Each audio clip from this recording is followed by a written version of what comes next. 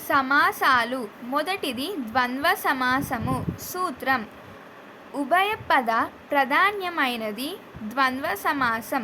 ద్వంద్వ సమాసం ఉదాహరణ: రామలక్ష్మణులు, రాముడు మరియు లక్ష్మణుడు. కష్టసుఖాలు, కష్టం మరియు సుఖం. ద్వంద్వ సమాసంకి మనం క్లూస్ తెలుసుకుందాం. ద్వంద్వ సమాసంలో క్వశ్చన్లో 2 నామవాచకాలు వస్తాయి. ఈ 2 నామవాచకాలకి ఈక్వల్ ప్రయారిటీ అనేది ఉంటుంది. మనం క్వశ్చన్లో ప్లూరల్గా ఉంటుంది. మనం దాన్ని ఆన్సర్ చేసినప్పుడు సింగులర్గా మారుతుంది. రామ లక్ష్మణులు ఇక్కడ మనకు బహుళంగా కనిపిస్తుంది.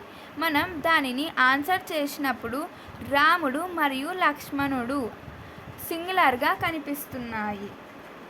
మనము ఆన్సర్ చేసినప్పుడు మరియును ఉపయోగిస్తాము. ఇవి ద్వంద్వ సమాసం యొక్క క్లూస్. ఇప్పుడు మనం ద్విగు సమాసం గురించి తెలుసుకుందాం. ద్విగు సమాస సూత్రం: సమాసంలోని పూర్వపద సంఖ్యావాచకం అయితే ఆ సమాసాన్ని ద్విగు సమాసం అంటారు. వివరణ: సమాసంలోని పూర్వపదం సంఖ్యను తెలియజేస్తే అది ద్విగు సమాసం అవుతుంది.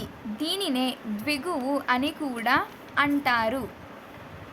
ఉదాహరణ: దశ దిక్కులు, 10 సంఖ్యగల దిక్కులు.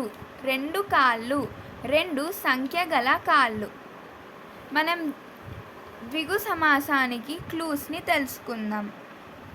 ద్విగు సమాసంలో క్వశ్చన్లో ఫస్ట్ పదంలోనే మనకు నెంబర్ ఉంటుంది. సంఖ్యాపూరక వాచకం కలిగినది ద్విగు సమాసం. క్వశ్చన్లో తప్పకుండా నెంబర్ ఉండాలి.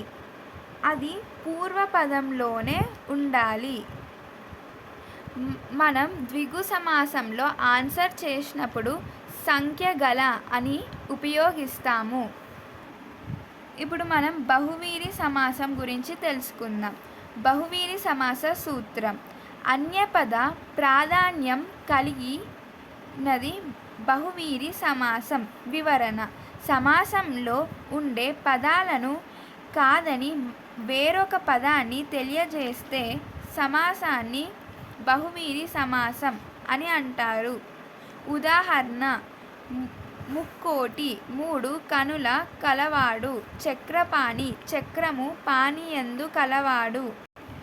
బహువీరి సమాసం క్లూస్: కలది, కలవాడు అని కనిపిస్తే దాన్ని బహువీరి సమాసం అని అనవచ్చు. అన్యపదం అంటే ఇతర పదం అర్థం ఇందులో రావాలి.